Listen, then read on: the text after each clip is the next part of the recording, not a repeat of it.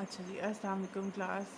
अब जो हमारा जो नेक्स्ट टॉपिक है वो क्या है, हेल्महोल्ट्ज़ फ्री एनर्जी। अब हेल्महोल्ट्ज़ फ्री एनर्जी है उसको हम किससे रिप्रेजेंट करेंगे, एफ से रिप्रेजेंट करेंगे। और ये हमें किस बारे में बताता है, ये बेसिकली हमें बताता है इंटरनल एनर्जी यू, जो कि क्या है, might be thought of as the internal energy required to create a system in the absence of changes in temperature और वॉल्यूम।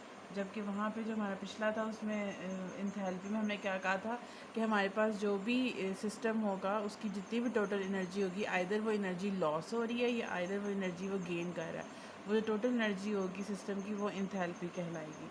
जबकि हेल्महोल्ट्ज़ फ्री एनर्जी में हम बात करेंगे वर्क डन की। वो किस तरीके से हम करेंगे कि हम कहते हैं कि अगर मेरे पास कोई सिस्टम क्रिएट हो रहा है किसी इन्वायरमेंट के अंदर, और वो इन्वायरमेंट ऐसा है जहाँ पे कोई ना कोई टेम्परेचर टी भी है, यानी टेम्परेचर भी वहाँ पे मौजूद है। पिछली वाले में हमने टेम्परेचर की कोई बात नहीं की थी, हमने सिर्फ बात की थी किसकी, हीट की बात की थी। तो जब जब हमारे पास टेम्परेचर टी भी हो जाएगा तो कुछ ना कुछ जो एनर्जी है वो क्या होगी, स्पॉन्टेनियसली ट्रांसफ़र हो जाएगी उस इन्वायरमेंट से, यानी हीट ट्रांसफ़र जो होगा इन्वायरमेंट से सिस्टम के में होगा। जब हमारे पास वो सिस्टम किसी ख़ास टेम्परेचर के ऊपर मौजूद होगा तो जाहिर सी बात है कि ख़ास टेम्परेचर, जब ये क्यों हीट ट्रांसफ़र होती है कि अगर दो सिस्टम्स में के डिफरेंट टेम्परेचर हों तो उसको इक्विलिब्रियम को मेंटेन करने के लिए जो हीट है वो ट्रांसफ़र होना शुरू हो जाती है। इसी वजह से उन्होंने कहा है कि अगर एक थर्मोडायनेमिक सिस्टम मेरे पास जो भी मैं कंसिडर कर रही हूँ उसका सर्टेन टेम्परेचर है, तो इन्वायरमेंट से कोई ना कोई हीट स्पॉन्टेनियसली ट्रांसफ़र हो जाएगी। वो इन्वायरमेंट में जा भी सकती है, इन्वायरमेंट से वो हीट आ भी सकती है, डिपेंडिंग अपॉन कि टेम्परेचर जो है वो थर्मोडायनेमिक सिस्टम का इन्वायरमेंट से ज़्यादा है या कम है। ठीक है, तो उस केस में हमारे पास क्या हो जाएगा कि हमारे पास जो एंट्रोपी है allows to define new extensive thermodynamic variables, कुछ नए थर्मोडायनेमिक वेरिएबल्स हमारे पास आने की गुंजाइश बन जाती है। ठीक हो गया। और हेल्महोल्ट्ज़ फ्री एनर्जी को हम किस तरीके से लिखते हैं, हेल्महोल्ट्ज़ फ्री एनर्जी को फर्दर डिफाइन किया जाए तो ये मेरे पास क्या है, it is the maximum amount of work, it is a maximum amount of work a system can do at constant volume and temperature। तो ये हमारे पास अब जाहिर सी बात है, जब हीट ट्रांसफ़र हुई किधर से, इन्वायरमेंट से, तो कोई ना कोई वर्क होगा। ठीक है, और वो हमारे पास क्या होगा, maximum amount of work A system can do at constant volume और टेम्परेचर। अब इस चीज़ को हमने प्रूव करना है किस तरीके से। ठीक हो गया। जबकि हमारे पास जो नेक्स्ट टॉपिक होगा वो हमारे पास होगा गिब्स फ्री एनर्जी। अब मैं इसीलिए अभी गिब्स फ्री एनर्जी बता रही हूँ ताकि आपको दोनों में डिफरेंस पता चल जाए कि क्या डिफरेंस है। तो जो गिब्स फ्री एनर्जी होगी वो हमारे पास क्या है, maximum amount of work A system can do at constant pressure and temperature. ये भी मैक्सिमम अमाउंट ऑफ वर्क था जो सिस्टम कर रहा है, लेकिन कब, at constant volume and temperature. Gives free energy भी मैक्सिमम अमाउंट ऑफ वर्क करेगा, लेकिन कब करेगा, at constant pressure and temperature. ठीक है, एक वॉल्यूम टेम्परेचर पे और एक प्रेशर टेम्परेचर पे। तो ये इन दोनों में फ़र्क है। अब हम इसकी इक्वेशन की तरफ जाते हैं, फार्मूले की तरफ। तो जो मेरे पास हेल्महोल्ट्ज़ फ्री एनर्जी का फार्मूला होता है वो क्या होता है, F is equals to U minus T S. तो पहली तो चीज़ ये जितने भी बन रहे हैं रिलेशन, ये कहाँ से बनते हैं, फर्स्ट लॉ ऑफ थर्मोडायनेमिक्स से बन रहे होते हैं। यू आपके पास इंटरनल एनर्जी होती है, जो टी एस जो होती है वो मेरे पास, मैं आपको लिख के अगर दिखाऊं तो वो क्या होता है, D Q is equals to D E plus P D V. ऐसे ही पढ़ी थी ना आपने फर्स्ट लॉ ऑफ थर्मोडायनेमिक्स। अब देखें पी डी वी क्या है, वर्क डन है। तो ये एफ़ क्या है, ये यहाँ पे क्या बता रहा है, वर्क बता रहा है। ठीक है, तो जो पी डी वी हो गया वो यहाँ पे एफ़ को रिप्रेजेंट कर रहा है, तो इसको आप यहीं पे रहने दें। सेकेंड जो चीज़ है वो मेरे पास क्या, इंटर एनर्जी यहाँ पे क्या आ गई, यू हो गई। और जो टी एस है वो मेरे पास किसको रिप्रेजेंट कर रहा है, डी क्यू को। मतलब डी क्यू हमारे पास, अगर एंट्रोपी की बात हम करते हैं कि जब भी इन्वायरमेंट की आ जाए किसी भी थर्मोडायनेमिक सिस्टम में, कि जी इन्वायरमेंट अपनी हीट दे रहा है या हम इन्वायरमेंट को हीट दे रहे हैं, तो वो हीट हम किस फॉर्म में दे रहे होते हैं या ले रहे होते हैं, एंट्रोपी की फॉर्म में, ठीक है। तभी हमारे पास डी क्यू जो होता है वहाँ टी एस बन जाता है। सही हो गया। तो बिल्कुल उसी रिलेशन को फॉलो करते हुए हम इसको F is equals to work done जो है इज़ इक्वल्स टू क्या हो जाएगा, यू माइनस टी एस, यानी यू मेरे पास क्या हो गई, इंटरनल एनर्जी, और minus T S.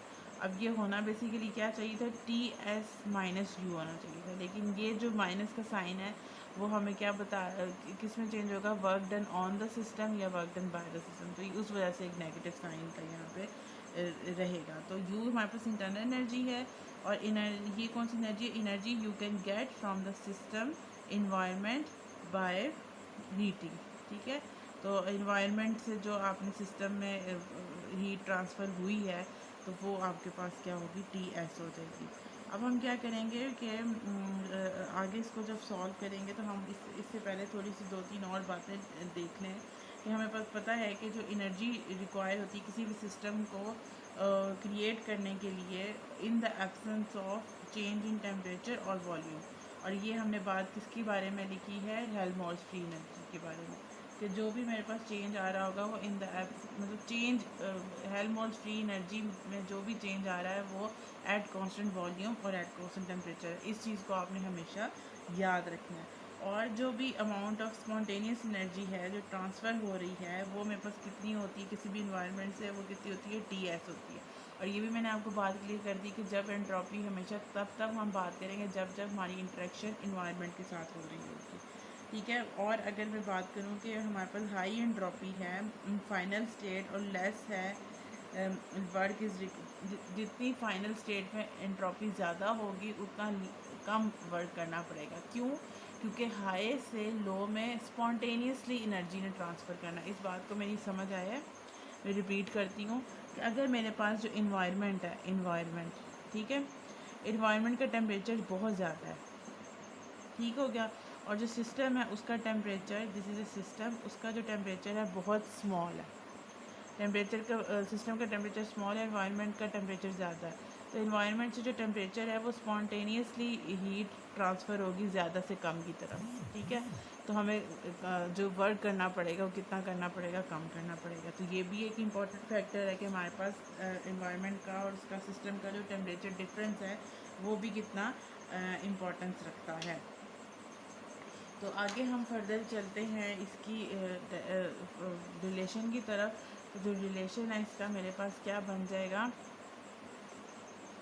This would be like F is equals to U minus T S, और u मेरे पास क्या होता है, D F is equals to T D S minus P D V, और ये u is equal to T D S minus P D V again कहाँ से आया जी, फर्स्ट लॉ ऑफ थर्मोडाइनमिक्स से आया है, जो कि क्या है, D Q is equals to U minus U plus P D V, और मेरे पास जो u होता है वो किसके इक्वल हो जाता है, D Q minus P D V, D Q minus P D V, और डी क्यू क्या होता है, टी डी एस होता है, ठीक है। तो u की जगह पे मैंने ये लिख दिया।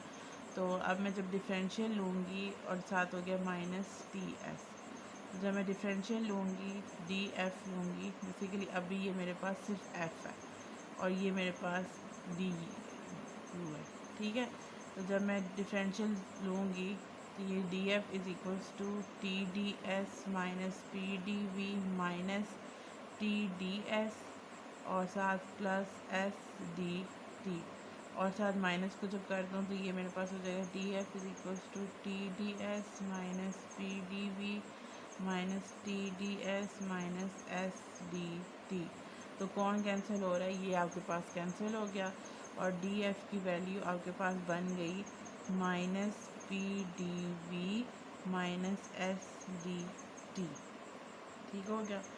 तो अब आपको यहाँ से क्या पता चला, जो एफ़ है वो किसका फंक्शन है, किसका वॉल्यूम का और टेम्परेचर का, यानी वॉल्यूम और टेम्परेचर मेरे पास चेंज हो रहे हैं, वॉल्यूम और टेम्परेचर, ठीक है। और अगर मैं इसके लिए बनाना चाहूँ एट कांस्टेंट वॉल्यूम की पहले बात करूँ, तो जब एट कांस्टेंट वॉल्यूम आएगी तो मेरे पास बन जाएगा D F is equals to minus S D T, और S is equal to minus of partial F over partial D, और साथ हमारे पास क्या होगा, एट कांस्टेंट वॉल्यूम होगा। ठीक है, लेकिन अगर मैं इससे उलट कर दूँ, उलट क्या कर दूँ कि अगर मैं कहूँ एट कांस्टेंट टेम्परेचर, ठीक है, एट कांस्टेंट टेम्परेचर, तो ये मेरे पास बन जाएगा D F is equals to, ये टेम्परेचर हो गया, माइनस पी डी वी, वो टेम्परेचर की वजह से ये टर्म ज़ीरो ख़त्म हो गई, ये वाली जो टर्म है सिर्फ ये रह गई, और प्रेशर मेरे पास हो जाएगा partial F over partial V with negative side और एट कांस्टेंट टेम्परेचर। तो ये मेरे पास दो रिलेशन आ गए, यानी कि अगर मेरे पास सिस्टम के की हेल्महोल्ट्ज़ फ्री एनर्जी मौजूद है और उसमें मैं टेम्परेचर में चेंज देखूँ, चेंज इन एनर्जी के साथ टेम्परेचर में चेंज देखूँ, तो मेरे पास एट कांस्टेंट वॉल्यूम क्या मिलेगी, एंट्रोपी ऑफ द सिस्टम मिल जाएगी। और अगर सर हेल्महोल्ट्ज़ फ्री एनर्जी का डेरिवेटिव लूँ वॉल्यूम के साथ एट कांस्टेंट टेम्परेचर, तो मुझे उस सिस्टम का प्रेशर मिल जाएगा। तो ये दो इम्पॉर्टेंट रिलेशन आपने किससे निकाली है, हेल्महोल्ट्ज़ सॉरी हाँ हेल्महोल्ट्ज़ फ्री एनर्जी से आपने निकाल ली है। ठीक है, इसके बाद हम थोड़े से न्यूमेरिकल्स देखेंगे, और न्यूमेरिकल्स के बाद हम थोड़ी सी और चीज़ों की डिटेल में जाएंगे। तो ये लेक्चर अभी यहीं तक। Thank you so much.